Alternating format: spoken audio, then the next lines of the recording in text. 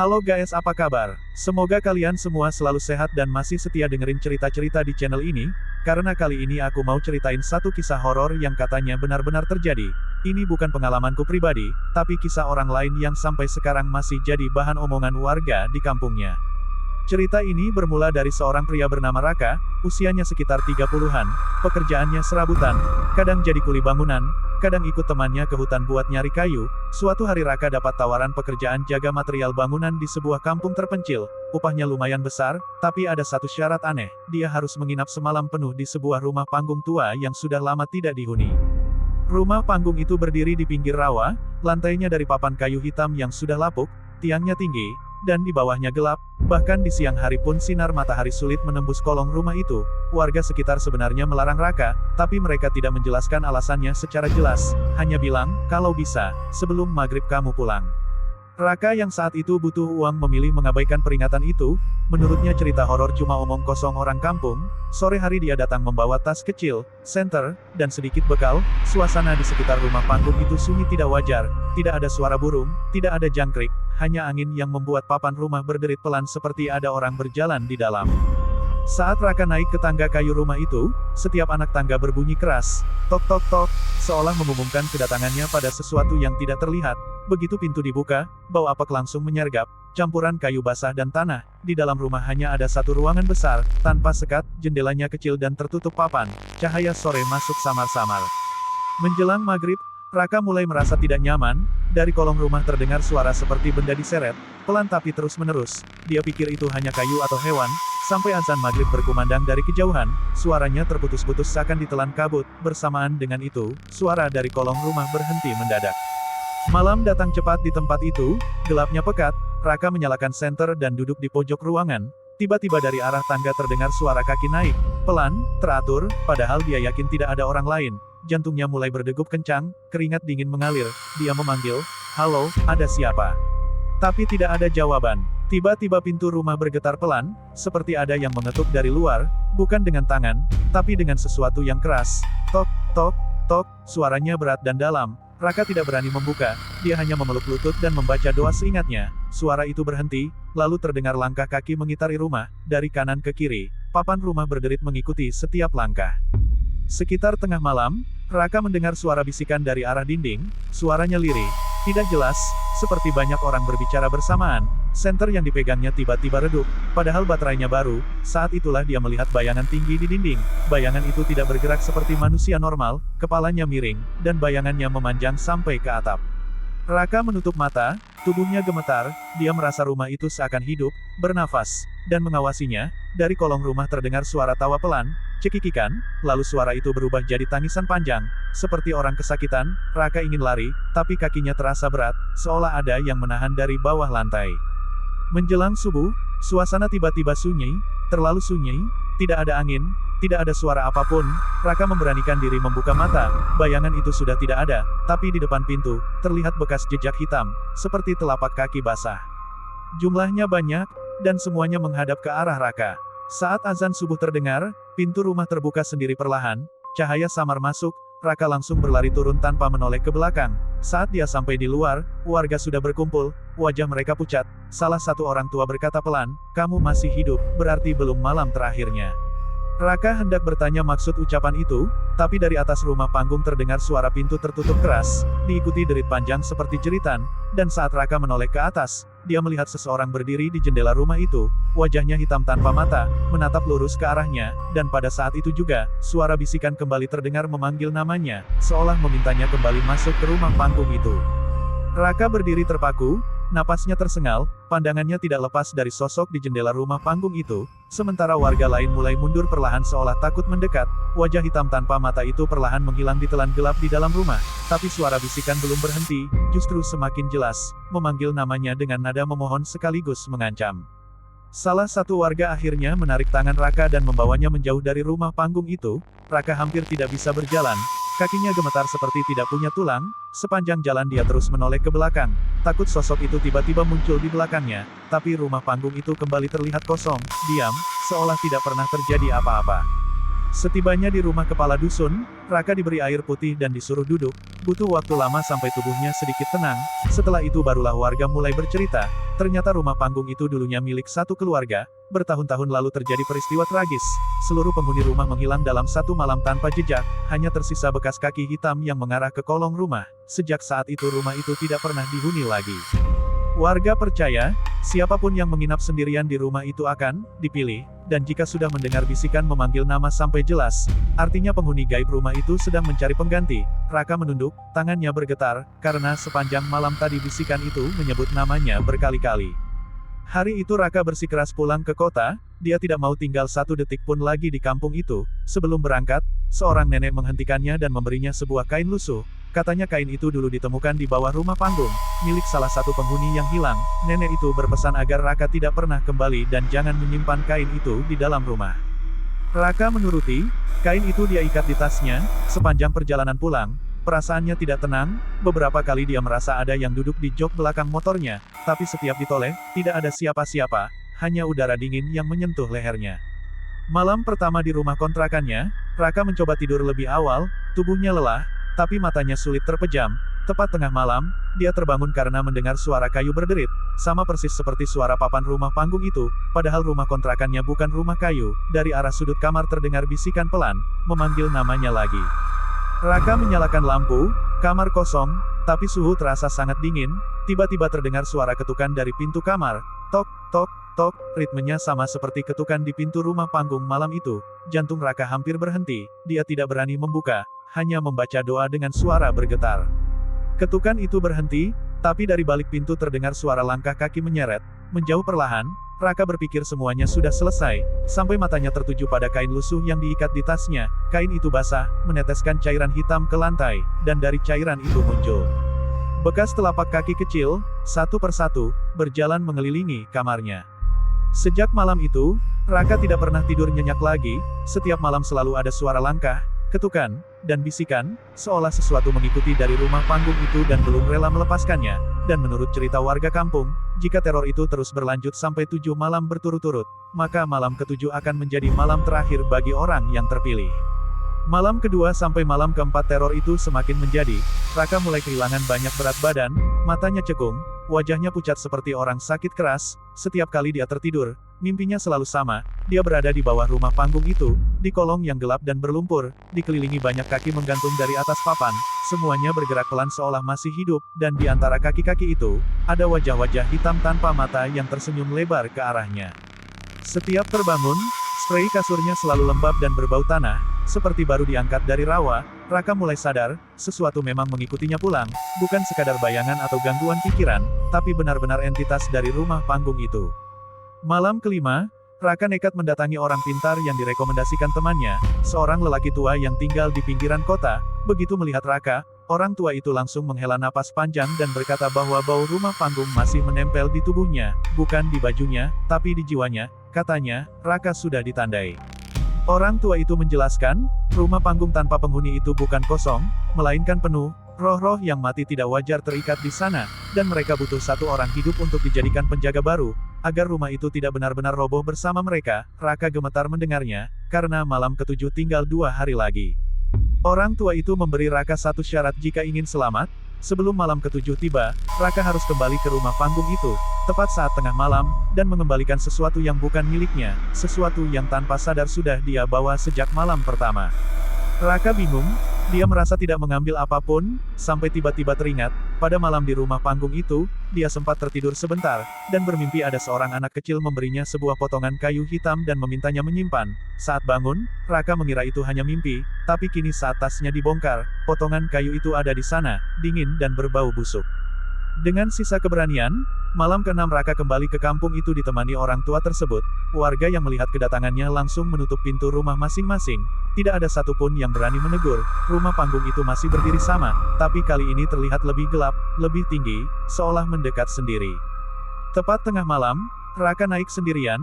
Setiap langkah terasa berat, potongan kayu itu terasa semakin panas di tangannya. Begitu sampai di dalam, suara bisikan langsung memenuhi ruangan, lebih ramai dari sebelumnya, memanggil, tertawa, menangis, bercampur jadi satu. Lantai rumah berguncang pelan, dan dari kolong terdengar suara ramai seperti banyak orang berjalan bersamaan. Raka meletakkan potongan kayu itu di tengah ruangan dan membaca doa dengan suara terbata-bata. Tiba-tiba angin kencang berputar di dalam rumah, papan-papan berderit keras, dan satu persatu bayangan muncul di dinding. Semakin lama semakin jelas, hingga akhirnya sosok-sosok itu berdiri mengelilinginya, tanpa mata, tanpa mulut, tapi Raka bisa merasakan tatapan mereka. Dari arah sudut ruangan, muncul sosok paling tinggi, tubuhnya hitam legam, kepalanya hampir menyentuh atap. Sosok itu menunjuk Raka, lalu menunjuk ke arah lantai, tepat ke kolong rumah, seolah menyuruhnya turun. Saat itulah Raka sadar, pengembalian itu belum cukup. Mereka tidak hanya ingin benda itu, tapi juga dirinya. Raka mundur perlahan, kakinya menyentuh pintu, tapi pintu tertutup sendiri dengan keras. Suara jeritan memenuhi rumah panggung itu, dan dari celah-celah lantai, tangan-tangan hitam mulai muncul, meraih kaki Raka, menariknya perlahan ke bawah, sementara bisikan berubah menjadi satu suara yang sama, berat dan dalam, berkata bahwa malam ketujuh sudah dimulai. Raka menjerit sekuat tenaga saat tangan-tangan hitam itu mencengkeram pergelangan kakinya. Kulitnya terasa dingin seperti es, tapi genggamannya kuat dan berat, seolah bukan tangan manusia. Papan lantai mulai terbuka sedikit demi sedikit, mengeluarkan bau busuk lumpur dan darah lama. Dari celah itu terdengar suara napas banyak orang, terengah, bercampur tawa pelan. Dengan sisa tenaga, Raka menendang dan meronta sambil terus membaca doa. Potongan kayu hitam yang tadi dia letakkan di tengah ruangan tiba-tiba retak, mengeluarkan suara seperti jeritan anak kecil. Sesaat tangan-tangan itu melemah, Raka berhasil menarik kakinya dan tersungkur ke arah pintu, namun pintu itu tetap terkunci, seolah menyatu dengan dinding. Sosok tinggi hitam itu melangkah mendekat, setiap langkahnya membuat rumah panggung bergetar, papan-papan berderit keras seperti akan roboh, tanpa mata, tanpa mulut, tapi suara muncul langsung di kepala Raka, bukan di telinga. Suara itu berkata bahwa Raka sudah menginjak rumah mereka, tidur di atas penderitaan mereka, dan membawa bagian dari mereka keluar, maka sebagai gantinya, Raka harus tinggal. Tiba-tiba dari kolong rumah terdengar suara anak kecil menangis, tangisnya lirih dan memilukan. Sosok tinggi itu berhenti bergerak, dan dari balik bayangannya muncul wujud anak kecil dengan tubuh penuh lumpur, wajahnya pucat, matanya kosong. Anak itu menatap Raka lama, lalu berkata pelan bahwa dia juga dulu dibawa ke rumah itu, juga dijanjikan bisa pulang, tapi tidak pernah diizinkan. Anak itu menunjuk ke arah potongan kayu hitam yang kini terbelah dua, katanya itu adalah bagian dari tiang rumah. Tiang yang dulu mengikat jiwa mereka satu persatu, siapapun yang menyentuhnya akan terhubung, dan siapapun yang terhubung harus menggantikan yang paling lemah agar rumah tetap berdiri. Rumah panggung tiba-tiba berguncang lebih keras, atapnya seperti terangkat, angin berputar kencang, bayangan-bayangan di dinding berteriak tanpa suara. Raka merasakan tubuhnya melemah, pandangannya mulai gelap, sementara tangan-tangan hitam kembali muncul, kali ini lebih banyak, lebih cepat, menariknya tanpa ampun ke arah celah lantai. Di saat hampir seluruh tubuhnya masuk ke kolong rumah, terdengar suara azan subuh menggema dari kejauhan, suaranya samar tapi jelas. Tangan-tangan itu berhenti seketika, sosok tinggi hitam menjerit keras, suaranya membuat telinga Raka berdengung, rumah panggung berguncang hebat, lalu tiba-tiba semuanya terdiam. Raka tergeletak di lantai, napasnya tersengal, tubuhnya penuh lumpur hitam, potongan kayu itu hancur menjadi debu, dan satu persatu bayangan menghilang, pintu rumah terbuka sendiri, cahaya subuh masuk menembus ruangan. Raka tidak menunggu, dia merangkak keluar dan jatuh di tanah, pingsan tepat di bawah tangga. Pagi itu warga menemukan Raka tergeletak tak sadarkan diri, tubuhnya kurus kering, rambutnya memutih sebagian, tapi rumah panggung itu masih berdiri, terlihat lebih kokoh dari sebelumnya, seolah baru diperbaiki, dan sejak hari itu, rumah panggung tanpa penghuni itu tidak pernah lagi mengganggu warga. Namun Raka tidak pernah benar-benar pulih, setiap malam menjelang subuh, dia selalu terbangun sambil menangis, menatap kosong ke sudut ruangan, dan berbisik bahwa ada suara langkah di bawah tempat tidurnya, seperti seseorang berjalan di kolong rumah panggung, mencari jalan naik, karena menurut Raka, meski dia berhasil keluar, ada satu bagian dari dirinya yang tertinggal di sana. Setelah kejadian itu, Raka dibawa pulang oleh keluarganya ke kampung halamannya sendiri, berharap suasana baru bisa menyembuhkan pikirannya, tapi justru disitulah hal-hal aneh kembali terjadi. Rumah orang tua Raka bukan rumah panggung, hanya rumah biasa berdinding tembok, namun setiap malam selalu terdengar suara kayu berderit dari bawah lantai, padahal lantainya cor semen. Suara itu muncul pelan, teratur, seperti langkah orang yang berjalan mondar-mandir mencari tangga. Ibu Raka sering terbangun tengah malam karena mendengar Raka berbicara sendiri di kamarnya, suaranya lirih seperti sedang menjawab seseorang. Ketika pintu dibuka, Raka selalu duduk di sudut kamar, menatap ke bawah tempat tidurnya, dan berkata pelan, "Sebentar lagi, tunggu subuh." Suatu malam, adik Raka melihat sesuatu yang membuatnya trauma seumur hidup. Saat ia terbangun untuk ke kamar mandi, ia melihat kolong tempat tidur Raka basah oleh lumpur hitam. dan dari lumpur itu muncul bekas telapak kaki kecil, berjalan keluar kamar, lalu menghilang di dinding. Keesokan paginya bekas itu hilang, tapi bau tanah rawa masih tertinggal. 7 hari setelah Raka ditemukan di rumah panggung, tepat pada malam Jumat, Raka tiba-tiba demam tinggi dan tidak sadarkan diri. Dalam tidurnya dia meronta-ronta, menyebut nama orang-orang yang tidak dikenal, dan berulang kali berkata bahwa rumah itu memanggilnya pulang. Orang tua Raka memanggil ustaz untuk membacakan doa, tapi setiap kali doa dibaca, Raka menjerit kesakitan seolah ada yang menekan dadanya dari dalam. Di tengah pembacaan doa, Raka mendadak duduk tegak, matanya terbuka lebar tapi kosong, suaranya berubah berat dan dalam, bukan suaranya sendiri. Dia berkata bahwa perjanjian belum selesai, rumah itu memang tidak mengambil tubuh Raka, tapi mengambil waktunya. Setiap malam, dari maghrib sampai subuh, jiwa Raka harus kembali ke rumah panggung untuk menjaga mereka yang tidak bisa pergi. Ustaz itu langsung menghentikan doa dan menyuruh semua orang keluar kamar. Saat itu juga lampu rumah mati. Angin dingin berhembus dari bawah pintu, dan dari arah kolong rumah terdengar suara ramai, seperti banyak orang berkumpul. Raka terjatuh ke lantai dan pingsan. Sejak malam itu, setiap kali Raka tertidur setelah maghrib, tubuhnya tetap diam di kasur, tapi jejak lumpur selalu muncul keesokan paginya di depan pintu rumah, mengarah ke jalan desa, dan warga yang rumahnya dilewati Raka sering mendengar suara langkah kayu di atap atau kolong rumah mereka, meski rumah itu bukan rumah panggung. Beberapa bulan kemudian, kabar buruk datang dari kampung rumah panggung itu. Seorang pemuda ditemukan meninggal di bawah rumah tersebut, wajahnya menghitam, matanya kosong, dan di tangannya tergenggam potongan kayu tua, persis seperti yang pernah dibawa Raka. Sejak saat itu, suara bisikan di rumah Raka semakin jarang terdengar. Raka perlahan membaik, tapi tidak pernah kembali seperti dulu. Setiap kali melewati rumah kayu atau jembatan papan, dia selalu berhenti dan menatap lama ke bawah, seolah mendengar sesuatu memanggil, dan sebelum tidur, dia selalu berpesan pada keluarganya untuk tidak membangunkannya sebelum subuh, apapun yang terjadi. Karena menurut Raka, selama masih ada orang yang menggantikan di rumah panggung itu, dia diberi waktu untuk hidup normal, tapi jika suatu hari rumah itu kembali kosong, maka giliran Raka yang harus pulang selamanya, dan malam terakhir di rumah panggung tanpa penghuni itu belum benar-benar berakhir, karena sampai sekarang, rumah itu masih berdiri, menunggu siapapun yang berani bermalam sendirian. Waktu terus berjalan, tapi ketenangan yang dirasakan keluarga Raka hanyalah ketenangan palsu, karena sejak kabar kematian pemuda di rumah panggung itu tersebar, Raka mulai berubah lagi, kali ini lebih diam, lebih patuh, dan justru itu yang membuat semua orang takut. Dia jarang bicara, hanya mengangguk atau menggeleng, seolah sebagian jiwanya benar-benar sedang sibuk di tempat lain. Setiap sore menjelang maghrib, Raka selalu duduk di teras rumah, menatap ke arah barat tanpa berkedip, bibirnya bergerak pelan seperti menghitung waktu. Begitu azan maghrib terdengar, dia langsung masuk kamar dan berbaring, tidak peduli apakah sudah makan atau belum.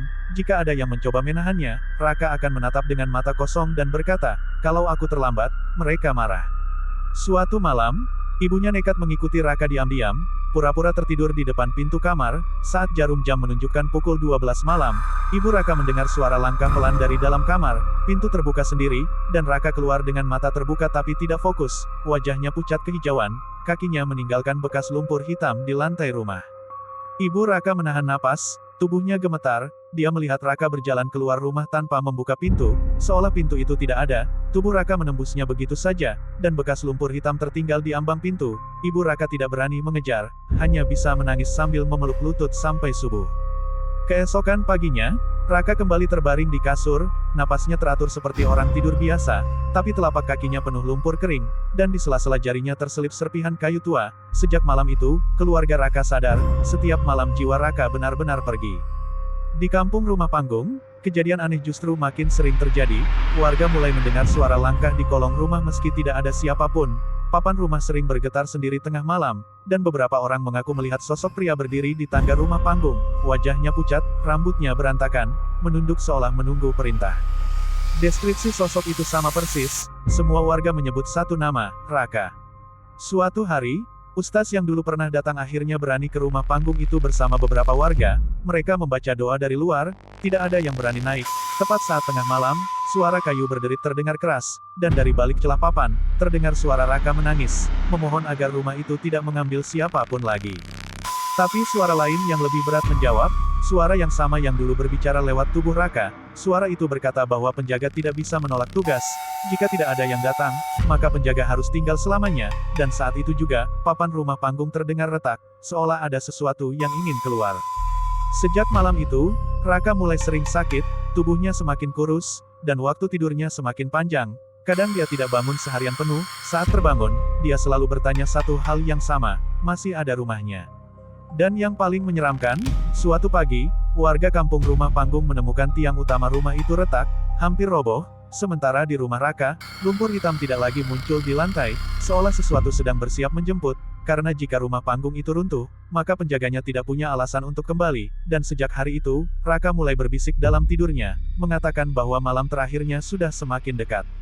Malam demi malam berlalu dengan rasa cemas yang makin menebal di rumah Raka, keluarganya hidup seperti menunggu vonis yang tidak pernah disebutkan tanggalnya, setiap suara kayu, setiap hembusan angin, selalu membuat mereka terdiam dan saling berpandangan, takut itu pertanda bahwa waktunya sudah tiba. Pada suatu sore yang mendung, Raka tiba-tiba meminta ibunya menyiapkan pakaian bersih dan kain kafan, katanya dengan suara datar, tanpa emosi, seolah sedang meminta sesuatu yang biasa. Ibunya menangis dan bertanya untuk apa. Raka hanya menjawab pelan, biar nanti nggak nyusahin. Malam itu Raka tidak langsung tidur setelah maghrib, dia justru duduk di ruang tengah, menatap lantai cukup lama, lalu berkata bahwa rumah panggung itu sudah hampir runtuh, tiangnya tidak kuat lagi menahan semua yang terikat di sana, dan jika rumah itu hancur, maka semua yang terkurung harus ikut keluar mencari tempat baru. Tepat tengah malam, angin kencang bertiup, lampu rumah Raka berkedip lalu mati total, dari bawah lantai terdengar suara retakan, seperti kayu tua patah satu persatu. Raka berdiri perlahan, matanya kosong tapi air mata mengalir tanpa suara. Dia bilang malam itu bukan hanya malam terakhir untuk dirinya, tapi juga untuk rumah panggung itu. Di kampung seberang, rumah panggung tanpa penghuni itu akhirnya roboh dengan suara menggelegar. Warga yang melihatnya bersaksi, sesaat sebelum roboh, mereka melihat banyak bayangan hitam keluar dari kolong rumah, berdiri mengelilingi bangunan itu, dan di tangga depan, berdiri satu sosok pria yang sangat mereka kenal, menoleh ke arah mereka, lalu ikut menghilang bersama debu dan kayu yang runtuh. Pada saat yang sama, Raka jatuh tersungkur di ruang tengah rumahnya, napasnya tersengal, tubuhnya dingin seperti tidak bernyawa. Keluarga dan tetangga berdatangan, mencoba menolong. Saat subuh tiba, Raka membuka mata, menatap semua orang, dan untuk pertama kalinya setelah sekian lama, matanya terlihat benar-benar sadar. Dia tersenyum tipis dan berkata bahwa semuanya sudah selesai, rumah itu sudah tidak ada, dan tidak ada lagi yang perlu dijaga. Setelah itu Raka menutup mata lagi, kali ini dengan napas yang tenang, tanpa jeritan, tanpa bisikan. Dokter yang datang kemudian menyatakan Raka meninggal dengan wajah damai, tanpa tanda kekerasan apapun. Beberapa hari setelah pemakaman Raka, warga di kampung Rumah Panggung mulai merasa lega, tidak ada lagi suara langkah, tidak ada lagi bisikan, tanah rawa kembali sunyi seperti dulu. Namun ketenangan itu tidak berlangsung lama, karena di bekas reruntuhan Rumah Panggung, tumbuh satu tiang kayu hitam yang berdiri sendiri, tegak di tengah lumpur, tidak bisa ditebang, tidak bisa dibakar. Dan setiap malam tertentu, warga masih mendengar suara langkah kayu di sekitar tiang itu, disertai bisikan pelan yang menyebut satu nama, bukan lagi Raka, melainkan nama orang lain, seolah rumah itu memang sudah runtuh, tapi perjanjiannya belum benar-benar berakhir, dan malam terakhir di Rumah Panggung tanpa penghuni ternyata hanyalah awal dari kisah yang jauh lebih panjang. Warga yang tinggal di sekitar bekas Rumah Panggung itu mulai resah sejak munculnya tiang kayu hitam yang berdiri sendirian di tengah rawa. Tiang itu tidak pernah ada sebelumnya, tapi sekarang berdiri tegak seolah menjadi penanda. Anehnya setiap pagi, tanah di sekeliling tiang itu selalu terlihat basah dan penuh bekas telapak kaki, padahal tidak ada satupun warga yang berani mendekat. Suatu malam, seorang penjaga kebun bernama Yuda yang rumahnya paling dekat dengan rawa itu mendengar suara langkah kayu dari arah tiang, pelan tapi jelas, tok, tok, tok, seperti seseorang berjalan menaiki tangga yang tak terlihat. Yuda mengintip dari jendela dan melihat bayangan tinggi berdiri di samping tiang kayu hitam itu. Bayangan tersebut tidak bergerak, hanya menunduk ke arah tanah. Keesokan paginya, Yuda ditemukan linglung di depan rumahnya, pakaiannya penuh lumpur, matanya kosong, dan dia terus mengulang satu kalimat yang sama. Katanya dia hanya diminta menjaga sebentar, sampai ada yang datang menggantikan. Sejak kejadian itu, satu persatu warga mulai bermimpi hal yang sama, mimpi berada di rawa, berdiri di depan tiang kayu hitam, mendengar suara yang meminta ditemani karena terlalu lama sendirian. Mimpi itu selalu berakhir dengan satu tangan hitam menyentuh kaki mereka dari dalam lumpur. Di rumah Raka yang kini sudah sunyi, ibunya masih sering terbangun tengah malam karena mendengar suara langkah di ruang tengah. Kadang terdengar suara napas berat, seolah ada orang berdiri di tempat Raka terakhir menghembuskan napasnya. Saat lampu dinyalakan, ruangan selalu kosong, tapi bau tanah basah masih tertinggal. 40 hari setelah kematian Raka, Ustaz dan beberapa warga kembali ke bekas Rumah Panggung untuk membaca doa. Saat doa dibacakan, Angin berputar kencang di sekitar tiang kayu hitam itu, terdengar suara kayu retak dari dalam tanah, dan sesaat kemudian, dari lumpur muncul banyak bayangan kecil, berdiri diam mengelilingi mereka. Di antara bayangan itu, terdengar suara yang sangat dikenal, suara Raka, bukan menangis, bukan menjerit, tapi memohon dengan lirih agar mereka pergi dan tidak mengganggu lagi, karena dia sudah tidak ingin ada korban berikutnya. Doa itu akhirnya dihentikan karena tanah mulai amblas, warga berlarian menyelamatkan diri, dan ketika mereka menoleh kembali, tiang kayu hitam itu sudah tidak terlihat, tenggelam ke dalam rawa, meninggalkan lubang besar yang mengeluarkan bau busuk menyengat. Warga mengira semuanya telah berakhir, tapi beberapa minggu kemudian, di kampung lain yang jaraknya puluhan kilometer, berdiri sebuah rumah panggung baru yang dibangun tanpa alasan jelas. Tiangnya berwarna lebih gelap dari kayu biasa, dan pada malam pertama rumah itu berdiri, terdengar suara langkah di kolongnya, disertai bisikan pelan yang menyapa siapapun yang lewat. Karena menurut cerita yang beredar, rumah panggung itu tidak pernah benar-benar memilih tempat, dia hanya menunggu orang yang paling lelah, paling butuh, dan paling berani mengabaikan peringatan, dan jika suatu hari kalian melewati rumah panggung kosong yang terlihat biasa saja, ingat satu hal, bisa jadi itu bukan rumah yang menunggu penghuninya, tapi rumah yang sedang mencari penjaga baru. Cerita tentang rumah panggung baru itu menyebar pelan-pelan seperti bisikan yang dibawa angin malam, tidak ramai, tapi cukup membuat orang yang mendengarnya merasa tidak tenang. Rumah itu berdiri di pinggir jalan sepi, jauh dari pemukiman, tidak ada yang tahu siapa pemiliknya, tidak ada yang melihat proses pembangunannya, tahu-tahu sudah berdiri lengkap, kokoh, tapi terasa salah. Orang-orang yang lewat malam hari sering memperlambat kendaraan mereka tanpa sadar saat melintas di depan rumah itu, beberapa mengaku mesin motornya mati mendadak, dan saat menoleh ke arah kolong rumah, mereka melihat bayangan kaki berdiri rapat, seperti banyak orang berbaris di bawah sana. Suatu malam, seorang sopir travel bernama Andri terpaksa berhenti tepat di depan rumah panggung itu karena hujan deras, jarum jam menunjukkan lewat tengah malam, dari dalam mobil, Andri melihat lampu rumah itu menyala redup, padahal sebelumnya gelap, pintunya terbuka sedikit, dan dari dalam terdengar suara kayu berderit pelan, berirama. Andri bersumpah, dia mendengar suara seseorang memanggil namanya, pelan tapi jelas, seperti orang yang sudah lama mengenalnya. Saat dia menutup telinga dan menunduk, hujan tiba-tiba berhenti, suasana menjadi sunyi, terlalu sunyi, dan ketika dia berani menengok lagi, lampu rumah itu sudah mati, pintunya tertutup rapat. Keesokan harinya, Andri ditemukan warga dalam kondisi kebingungan di pinggir jalan, mobilnya terparkir rapi, tapi kunci masih tergantung di pintu rumah panggung itu. Sejak hari itu Andri tidak pernah mau mengemudi malam lagi, dan setiap ditanya apa yang terjadi, dia hanya berkata bahwa rumah itu belum punya penjaga tetap. Sementara itu, di rumah almarhum Raka, ibunya bermimpi bertemu Raka untuk terakhir kalinya. Raka berdiri di depan rumah panggung yang berbeda, lebih besar dan lebih gelap. Wajahnya tenang, tapi matanya sedih. Dia berkata bahwa rumah itu selalu menemukan cara untuk berdiri kembali, dan tugas menjaga tidak pernah benar-benar berakhir, hanya berpindah tangan. Raka berpesan agar siapapun yang mendengar cerita ini tidak pernah bermalam sendirian di rumah panggung kosong, tidak pernah mengambil apapun meski hanya serpihan kayu, dan jika suatu malam mendengar langkah di bawah lantai rumah sendiri, jangan pernah menjawab panggilan yang menyebut nama kalian.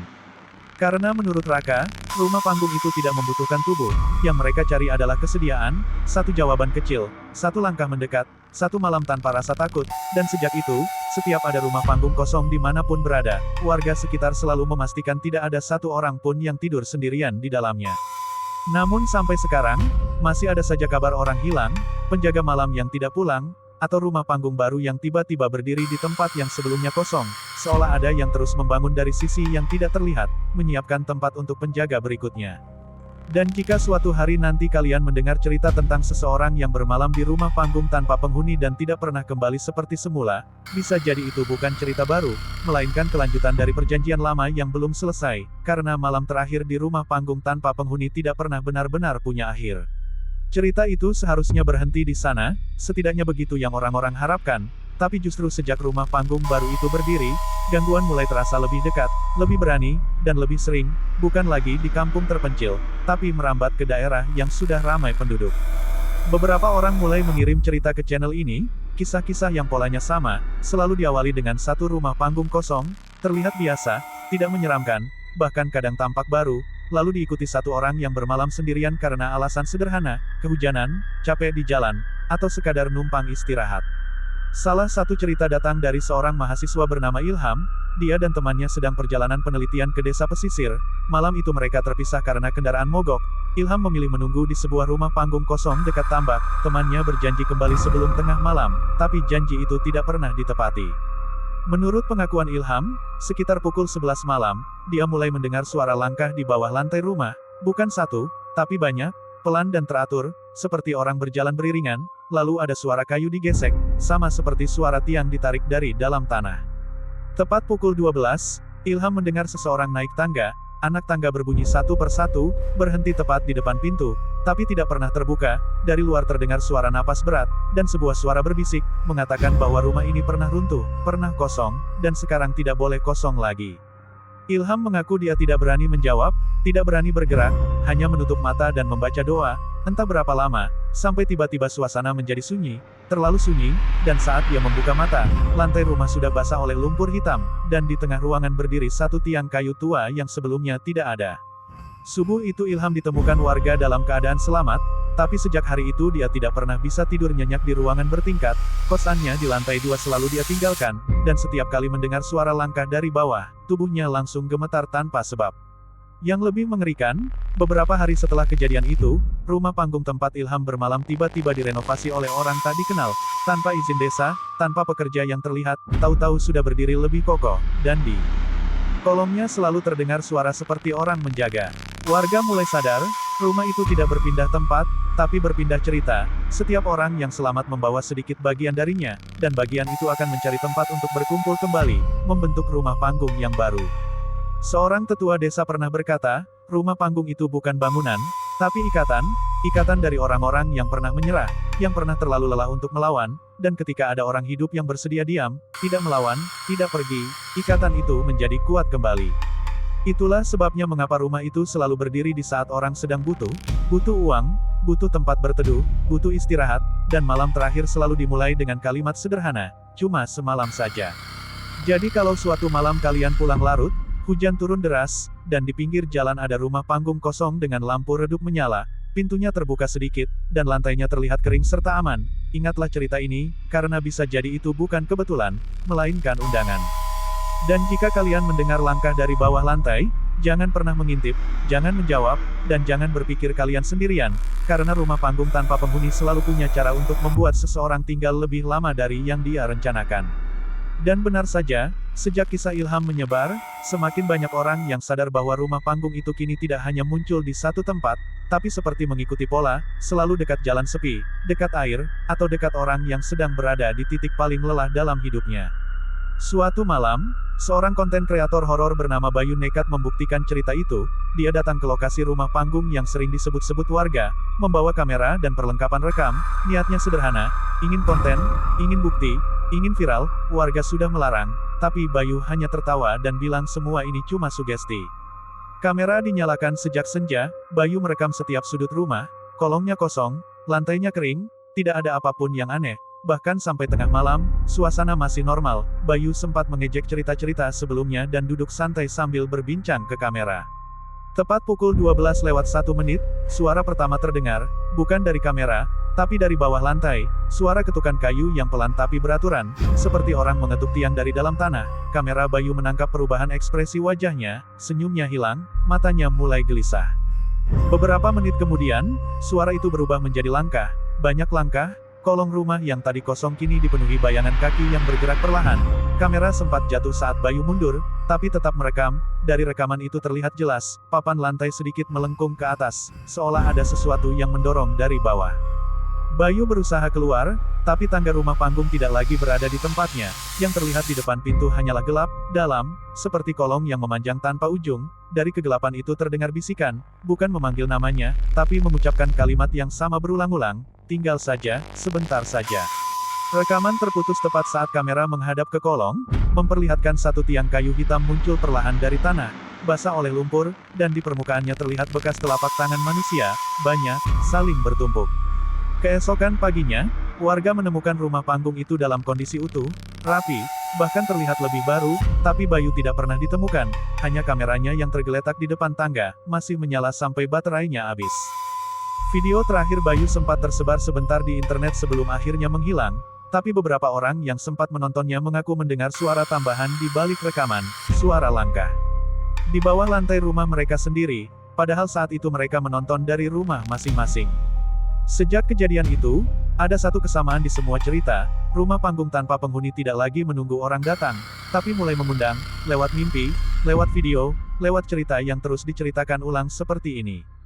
Karena selama masih ada yang mendengar, selama masih ada yang penasaran, selama masih ada yang berkata, cuma dengar ceritanya saja, maka rumah itu masih punya pijakan untuk berdiri. Dan mungkin, tanpa kalian sadari, malam ini bukan hanya kalian yang sedang mendengarkan cerita ini, tapi juga sesuatu yang berdiri diam di bawah lantai, mendengarkan balik, menunggu siapa yang akan menjadi cerita berikutnya, karena malam terakhir di rumah panggung tanpa penghuni, belum pernah benar-benar terjadi. Sejak video Bayu menghilang, justru makin banyak orang yang merasa terhubung dengan cerita ini, bukan karena ingin, tapi karena terlanjur. Beberapa penonton mengirim pesan dengan nada panik. Mereka bilang setelah menonton sampai habis, rumah mereka mulai terasa berbeda, bukan lebih seram, tapi lebih sunyi dari biasanya, sunyi yang menekan dada. Ada yang mengaku lantai rumahnya sering bergetar pelan sekitar tengah malam, ada yang mendengar suara kayu berderit padahal rumahnya bertingkat beton, bahkan ada yang bersumpah melihat bayangan kaki lewat di bawah pintu kamar, tinggi, hitam, dan tidak menyentuh lantai. Salah satu pesan datang dari seorang ibu rumah tangga bernama Mira. Dia bilang anaknya yang masih kecil tiba-tiba sering menunjuk ke bawah tempat tidur sambil bilang ada rumah kecil di sana, rumah kayu dengan tiang hitam. Setiap ditanya lebih jauh, anak itu selalu diam, lalu bilang, yang di bawah minta ditemani. Mira mengira itu hanya imajinasi, sampai suatu malam dia terbangun karena mendengar suara langkah kecil berlari di bawah lantai, padahal rumahnya bertingkat 1, tidak ada kolong. Saat dia mengintip ke kamar anaknya, dia melihat bekas lumpur hitam di lantai, membentuk pola seperti denah rumah panggung lengkap dengan tangganya. Di kampung lain, seorang tukang kayu bercerita bahwa setiap kali dia mencoba membuat tiang rumah, kayunya selalu berubah warna jadi lebih gelap keesokan harinya, dan saat diketuk, bunyinya kosong, seolah di dalamnya ada ruang, bukan serat kayu. Dia berhenti bekerja setelah suatu malam mendengar suara orang berjalan dari dalam tumpukan kayu di bengkelnya.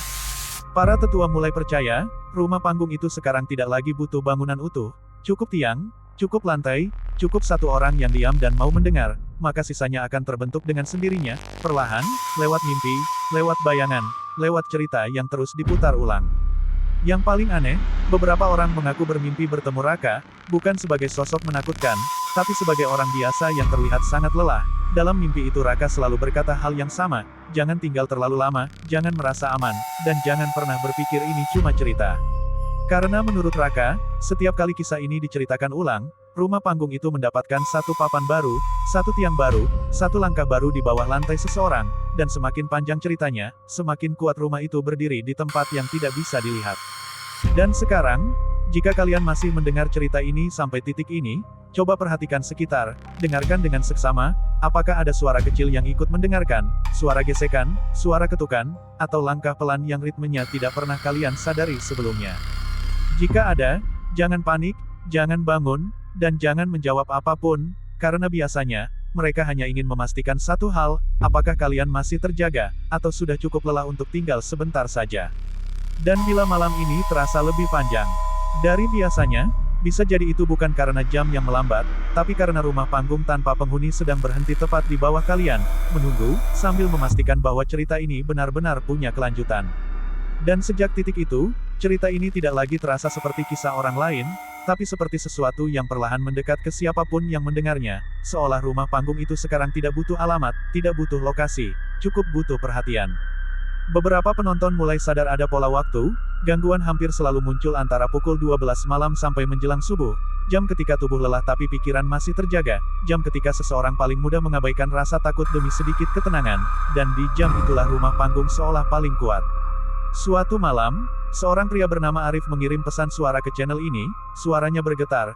Dia bilang sudah 3 malam berturut-turut mendengar langkah di bawah lantai rumahnya. Langkah itu selalu berhenti tepat di bawah kamarnya, lalu terdengar suara kayu dipukul pelan, teratur, seperti orang sedang membangun sesuatu. Pada pesan terakhirnya, Arif bilang dia bermimpi melihat rumah panggung berdiri di ruang tamunya sendiri, lengkap dengan tangga kecil yang mengarah ke sofa, dan di kolongnya duduk banyak orang membelakangi cahaya, diam, tidak bergerak, seolah menunggu aba-aba. Saat dia terbangun, ruang tamunya masih sama, tapi lantainya terasa hangat dan berbau tanah basah. Sejak pesan itu dikirim, Arif tidak pernah menghubungi lagi, tapi beberapa penonton bersumpah mendengar suara asing di akhir rekaman pesan suara tersebut, suara napas berat yang bukan milik Arif, disertai bunyi kayu beradu pelan di latar belakang. Di tempat lain, seorang penjaga gudang melaporkan melihat struktur aneh terbentuk di sudut gudang kosongnya, bukan bangunan utuh, hanya rangka tiang dan lantai setinggi lutut, tapi setiap pagi rangka itu bertambah, satu papan, satu paku, satu bekas telapak tangan berlumpur di kayu.